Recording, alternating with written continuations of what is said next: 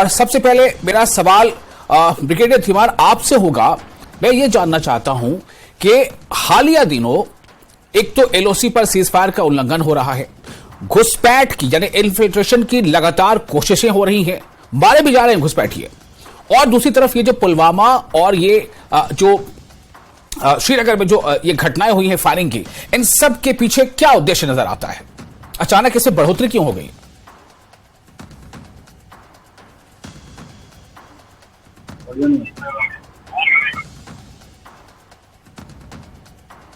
Brigadier Dhiman, आपको मेरी आवाज मिल रही है?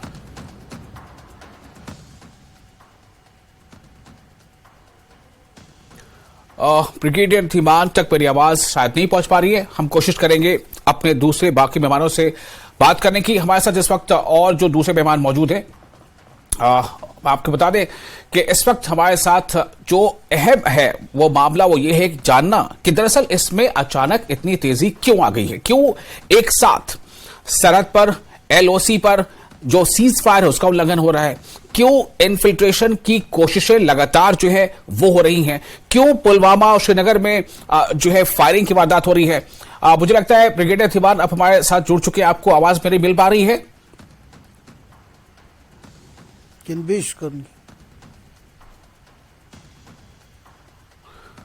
चलिए अब रुख करते हैं अपने दूसरे मेहमान का, शायद कुछ टेक्निकल कारण हो। विक्रम सिंह रंधावा हमारे साथ मौजूद हैं, senior leader ex MLC. Vikram ji, आपको मेरी आवाज मिल रही है? आप हमें ये बताएं कि ये जो अचानक पिछले महीने भर से जो इस तरह की गतिविधियां ज्यादा बढ़ गई हैं, जबकि वहां पाकिस्तान में हालत यह है कि वहां की आर्थिक स्थिति इतनी कमजोर है कि जो इंटरनेशनल एयरलाइंस है पाकिस्तान की पीआईए, उसे बार बार स्थगित करना पड़ रहा है। वहां की जो आर्थिक स्थिति बिगड़ी, फिर भी ये इस तरह की वारदातें पाकिस्तान के इशारे पर या सरहद के पार के इशारे पर अचानक पिछले महीने डेढ़ महीने में क्यों बढ़ गई हैं? देखिए, पाकिस्तानी स्पॉन्सर्ड मिलिटेंट जो है, चाहे वो थोड़ी तादाद में बचे हैं, वो अपनी हरकतों से बाज नहीं आ रहे हैं। अब उनके आका जब बॉर्डर के उस तरफ बैठे हैं, जिन्होंने इनको प्रशिक्षण देके किसी न किसी तरीके से जम्मू कश्मीर में खदेला हुआ है, वो अपने मैसेजेस के माध्यम से इनको जरूर चाहते हैं कि वो हरकत करे कोई ना कोई और लाइमलाइट में रहे। अदरवाइज धारा 370 हटने के बाद जम्मू कश्मीर पूरी तरह से शांति की तरफ अग्रसर हुआ है, ये यकीनन है। लेकिन ऐसे हरकतें करके और टारगेटिंग किलिंग करके, पर्टिकुलरली जो नॉन रेजिडेंट जम्मू कश्मीर से, चाहे वो उत्तर प्रदेश से हो, चाहे बिहार से हो, चाहे वो बाकी राज्यों से हो, ऐसे सॉफ्ट टारगेट किलिंग करके कहीं ना कहीं ये पाकिस्तानी पट्टे अपनी प्रेजेंस शो करने की कोशिश करते हैं। लेकिन मैं यकीनन कह सकता हूं कि भारतीय सिक्योरिटी एजेंसीज पूरी तरह से मुस्तैद हैं, और जो भी अपने मौत के वारंट लेके आता है वो जल्दी ऐसी हरकत करके जल्दी उसको नस्ते नाबूद कर दिया जाता है। पहले भी जिन लोगों ने जो टारगेट किलिंग की है वो 2 या 3 दिन से ज्यादा नहीं बच पाए थे, उसके बाद सिक्योरिटी एजेंसीज ने उनको मौत के घाट उतार दिया था। ये भी जिसने जो पुलवामा में किया है, मुकेश कुमार, एक उत्तर प्रदेश का निवासी जो रोजी रोटी के लिए कश्मीर की धरती पे था, उसके साथ जो उस पर हमला करके उसको मौत के घाट उतारा है, यकीनी तौर पर ये निंदनीय है, ये घिनौना काम है। और ये जो जिहाद की आग जलाई हुई है, ये अब ऑलमोस्ट आखिरी पड़ाव पे और फड़फड़ा रही है। और जिस तरीके से पाकिस्तान ये हरकतें कर रहा है, पाकिस्तान भी दुनिया के नक्शे से अब खत्म होने की कगार पे है। और मुझे लगता है कि अब पूरी दुनिया को एक प्लेटफॉर्म पे आके ये तय कर लेना चाहिए कि यहाँ से ये मिलिटेंसी की ट्रेनिंग होती है, शुरुआत होती है। पाकिस्तान जो मिलिटेंसी का अड्डा है उसको खत्म कर देना चाहिए।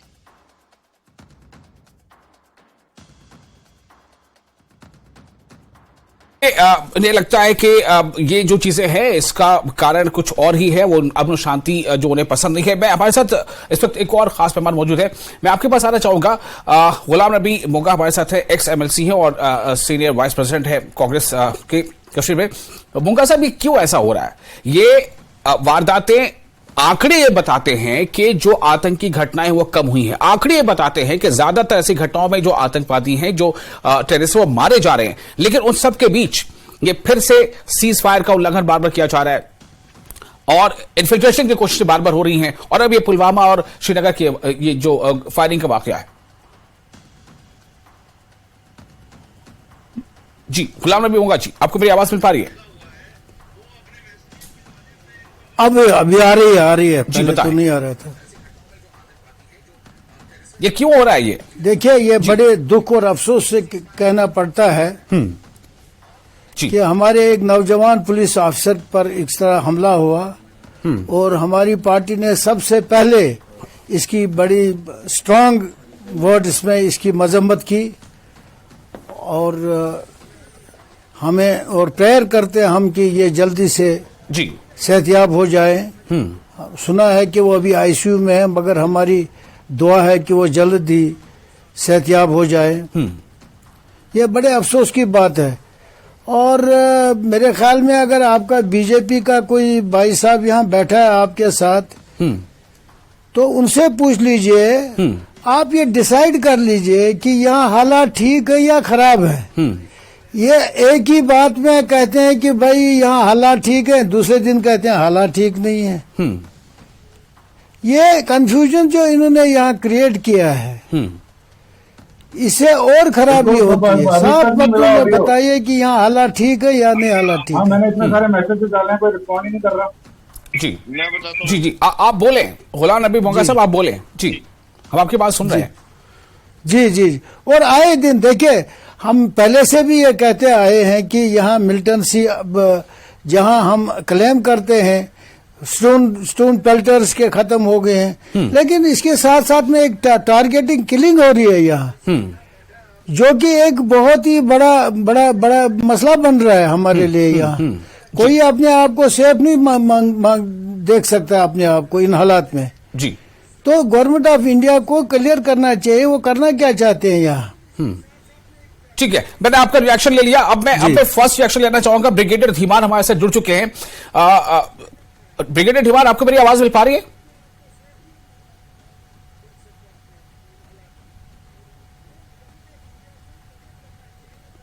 उन तक मेरी आवाज नहीं पहुंच पा रही है। हमारी कोशिश होगी कि हम फिर उनसे जुड़े। विक्रम रंधावा जी, मेरा सवाल आपसे है। एक सवाल पूछा है जी गुलाम नबी मोंगा ने। उनका कहना है कि आपसे सीधा सवाल है कि क्या जम्मू कश्मीर में हालात बेहतर हो गए, ठीक ठाक हो गए, सुधर गए, अमन शांति आ गई है या नहीं आई है? ये आंकड़े, ये वारदातें क्या बता रहे हैं? मैं गुलाम नबी मोंगा साहब को याद दिला देना चाहता हूं मिलिटेंसी का वो दौर जब ये भी सैकड़ों पुलिसकर्मी लेके घर से निकला करते थे और इनको भी यकीन नहीं होता था कि घर से निकलना है, वापस घर आना है कि नहीं आना है। आज आम कश्मीरी जो है पूरा दिन ही नहीं, रात को भी 11-11, 12-12 बजे तक सड़कों पे घूम सकता है। लेकिन ऐसे नासूर जो मिलिटेंट ऑर्गेनाइजेशंस के स्पॉन्सर्ड पट्टे होते हैं, पाकिस्तान के पट्टे होते हैं, वो अभी वो जख्म को पूरी तरह से निपटाने में समय लगेगा। लेकिन इसमें कोई दो राय नहीं कि पिछले 32 वर्षों से जम्मू कश्मीर में आग लगी थी, उस पर पूर्ण विराम लग चुका है। हालात बहुत साजगार हैं और उसका एक चश्मदीद गवाह है पिछले 4 वर्षों से लगातार बेहतरीन अमरनाथ यात्रा, पिछले 4 वर्षों से लगातार टूरिस्ट का वहां पे बढ़ना और कश्मीर का खुशगवार वातावरण इसका सबूत है। और क्या सबूत चाहिए? हालांकि ये जो घटनाएं टारगेट किलिंग की होती है ये निंदनीय है, हम इसको बिल्कुल इसका विरोध करते हैं। और खास करके मैं कहूंगा ये जो भट्टे में काम करने वाली लेबर का काम करते हैं, ये तो आम कश्मीरी की रोजी रोटी का कारण भी यही लोग हैं। आज ये कश्मीर छोड़ के चले जाएं तो कश्मीर का आम भट्टे वाला भुखमरी का शिकार हो जाए। लेकिन ये जो पाकिस्तान स्पॉन्सर्ड मिलिटेंट्स हैं, ये अपने वजूद को जिंदा रखने के लिए और अपना अस्तित्व बताने के लिए हम हैं अभी ऐसी हरकतें करके। लेकिन विक्रम रंधावा जी, मेरा सवाल ये होगा कि ये है और अपना वजूद बचाने की कोशिश कर रहे हैं, लेकिन सवाल ये है कि ये है ही क्यों? ये है ही क्यों? बिल्कुल ठीक कह रहे हैं, बिल्कुल क्यों है? ये कैसे पल बढ़ रहे हैं? पूरे देश ने है जिहाद की आग को झेला है, उसमें ज्यादा टारगेट हम जम्मू कश्मीर के लोग जरूर हुए हैं। लेकिन जब पूरा देश भी देखता था कि मुंबई में भी हरकतें होती थी, दिल्ली में भी हरकतें होती थी, क्योंकि नासूर इस धरती पे हैं, वो चाहे कोई भी हो, किसी भी जात समुदाय से हो, देशद्रोही देश के गद्दार हैं। इनको एलिमिनेट करने में समय लग रहा है, पर अब ज्यादा समय नहीं लगेगा। इनका बैग एंड आ चुका है, क्योंकि इनके आका जो पाकिस्तान में बैठे हैं वो भी अपनी मौत खुद ही मर रहे हैं। गुलाम नबी मोंगा जी, क्या आपको जवाब मिल गया? इस्लामिक, अगर आप सुन पा रहे हो, आपने कहा था कि बीजेपी से पूछिएगा, मैंने पूछा, क्या आपको जवाब मिल गया? हाँ, देखिए फिर वही घुमा फिरा के इस सवाल का जवाब नहीं आया है।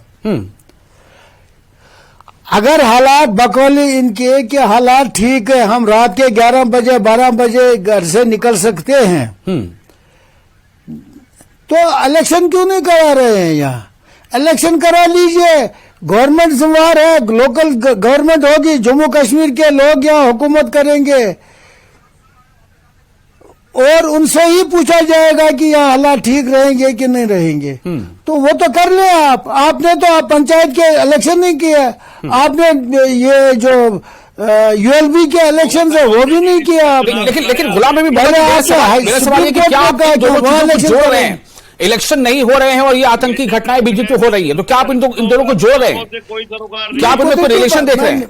नहीं, मैं समझ, मेरा सवाल इसी वजह से, मेरा सवाल यही था कि अगर हालात ठीक हैं, ये घुमा फिरा के वही कहते हैं, ये क्लियर इस पे नहीं आ रहे हैं जी, तो ये कंफ्यूजन क्रिएट कर रहे हैं, यहाँ हालात में और कंफ्यूजन कर रहे हैं रोज बरोज। ऐसा कुछ नहीं है। हमारी पार्टी ने जिस वक्त हमारे यूपीए 1 यूपीए 2 थी, हालात साजगार हैं तो हालात अच्छे हैं, तो क्यों हो रहे हैं फिर ये हालात? अगर साजगार है तो फिर क्या पता है? गवर्नमेंट तो जवाब दे है ना, जवाब तो दे लें, शरीर में जब कोई जवाब तो दे दें। ये जो नौजवान हमारे जो इंस्पेक्टर थे, इसने क्या गलती की थी?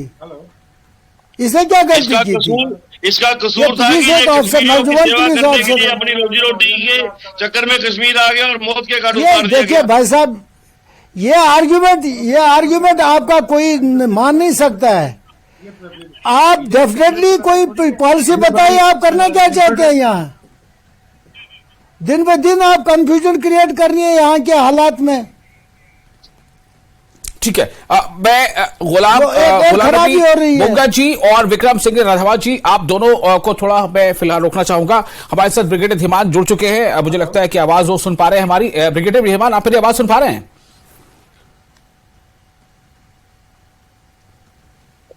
ऑडियो दीजिए ना मेरे को। ब्रिगेडियर धीमान को मेरी आवाज मिल नहीं पा रही, कुछ तकनीकी समस्या आ रही है। जावेद, आप मेरी आवाज सुन पा रहे हैं?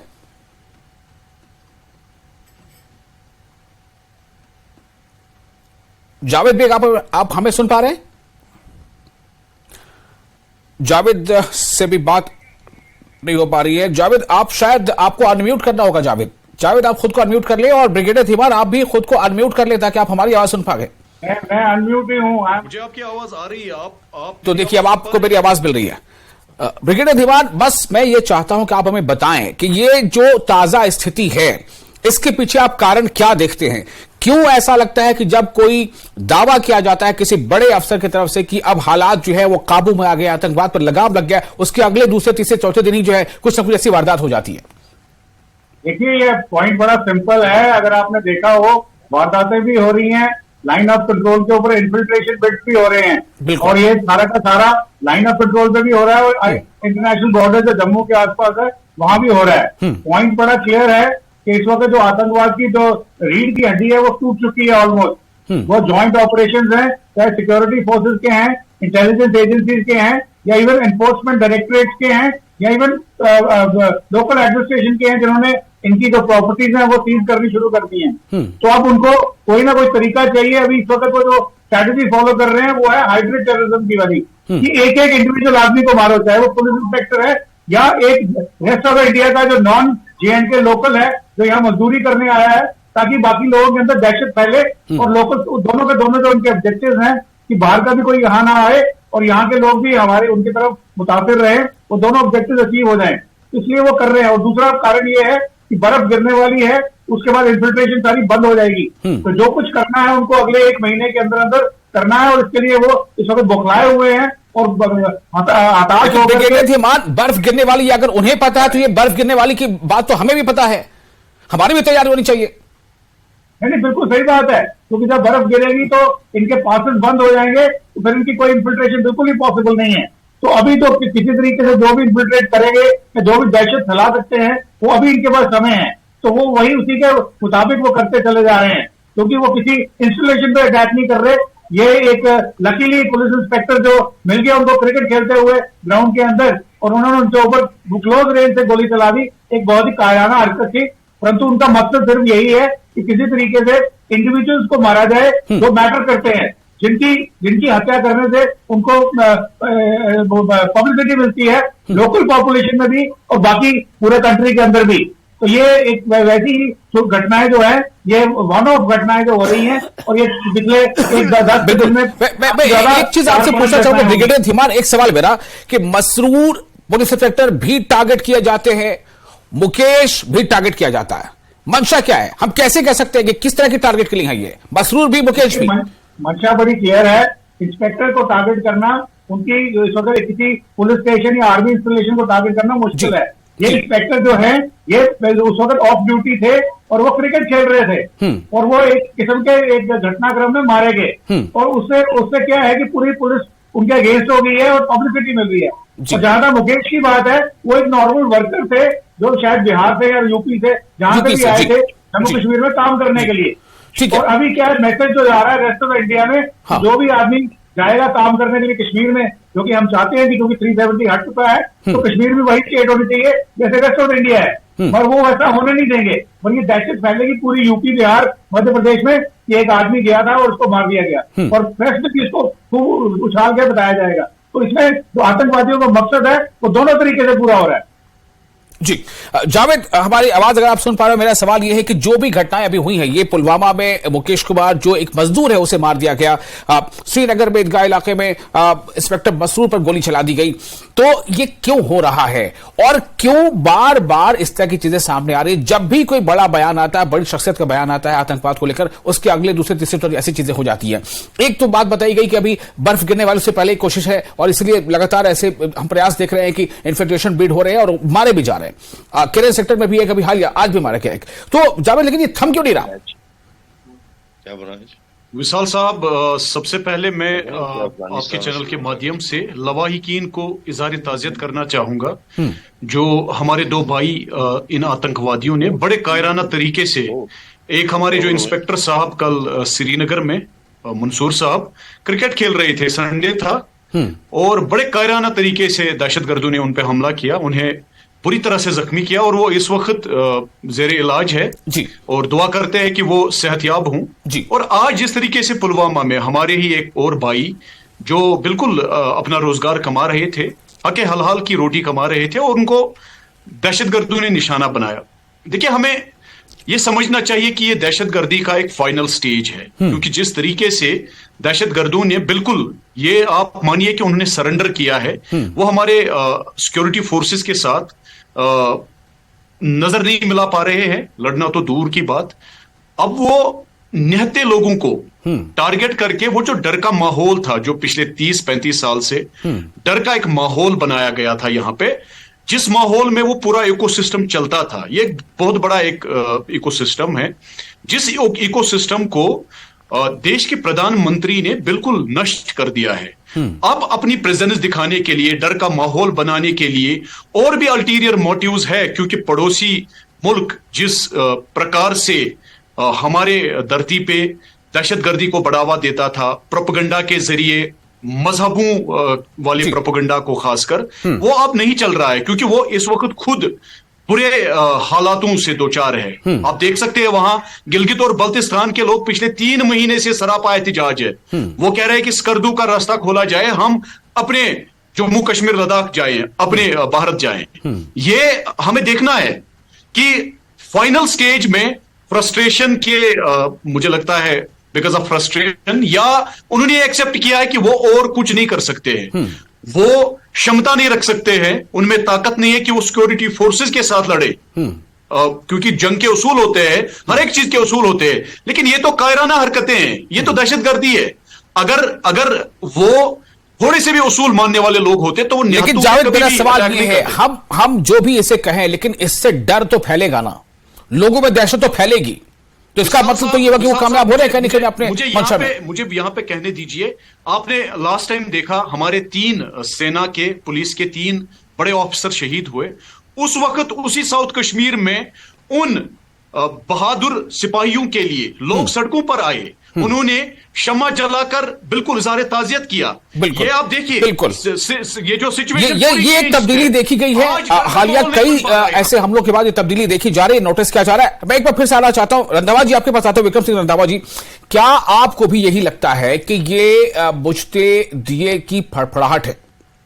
बिल्कुल, इसमें कोई दो राय नहीं। मैं ब्रिगेडियर साहब से बिल्कुल सहमत हूं कि इनकी कमर टूट चुकी है। ये सिर्फ अपने वजूद को जिंदा रखने के लिए ऐसी कायराना हरकत करते हैं और टारगेट किलिंग में, ठीक है, ये जो प्रवासी है भारतीय हैं उन पे ज्यादा रखते हैं ताकि बाहर से कोई यहाँ आ ना सके, लेकिन आम कश्मीरी जो है वर्तमान में कश्मीर के हालात से बहुत खुश है।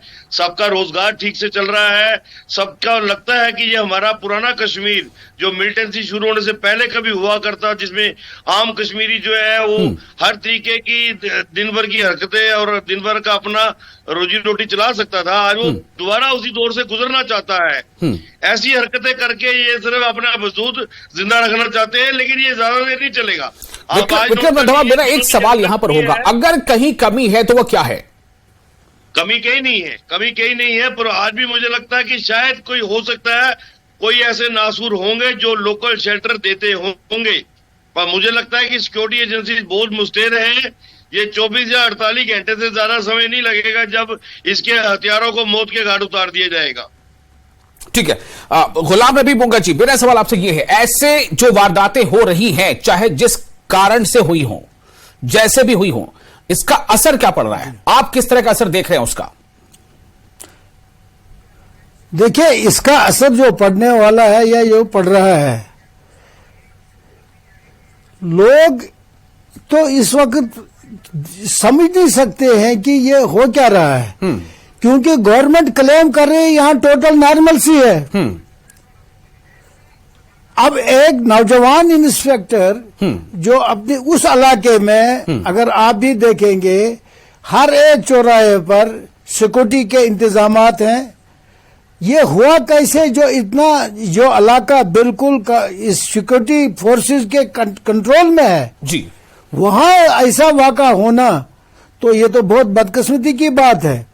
और इसी तरह से पुलवामा से जो लेबरर बेचारा बेकार जी, तो हम उसके लिए भी बड़ी मजम्मत करते हैं, जिस तरह से हमने पुरजोर मजम्मत की इंस्पेक्टर साहब को अटैक करने में। लेकिन ये जो हालात है वही तो मैं कह रहा हूं, ये जो बीजेपी की सरकार जो है, ये इस मामले में वही बातें करते हैं, आज हमने ये किया, आज हमने वो किया, चलो मान लिया, लेकिन ऐसा क्यों होता है?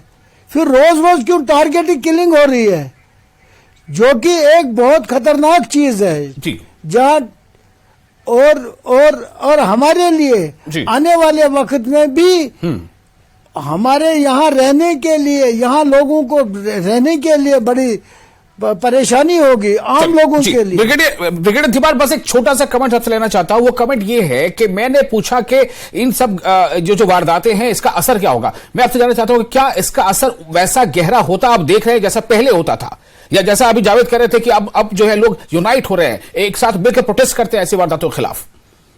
देखिए, बिल्कुल ठीक बोला आपने कि इसका असर जो है वो अब तक बता रहे हैं कि मिलिटेंसी अभी जिंदा है, पर शायद ये आखिरी सांसें ले रही है। परंतु सिचुएशन अभी ये है कि पहले जो लोग थे वो मिलिटेंट के मरने पे उसकी मैयत में जाते थे, अभी वो यहाँ पे कैंडल लाइट मार्च निकालते हैं सिक्योरिटी फोर्सेज के फेवर में। तो वो जो एक माइंड सेट का चेंज है, मैं ये नहीं बोल रहा हूँ कि 100% हो गया है, मगर ये अभी होना शुरू हो गया है। तो अगर ये इस किस्म की हरकत जारी रही, सबको मालूम है कि 100% सिक्योरिटी 100% आवाम को नहीं दी जा सकती। चलिए, बहुत शुक्रिया आप तमाम मेहमानों का इस खास विषय पर अपनी बात रखने के लिए। एक बात सामने आई कि माइंडसेट में तब्दीली आ रही है, और यही वो तब्दीली है जिसके लिए बार बार डीजीपी दिलबाग सिंह या उपराज्यपाल मनोज सिन्हा जिसकी तरफ इशारा करते रहे, लेकिन ये तब्दीली और ज्यादा इस्तेहकाम चाहती है। बहुत शुक्रिया।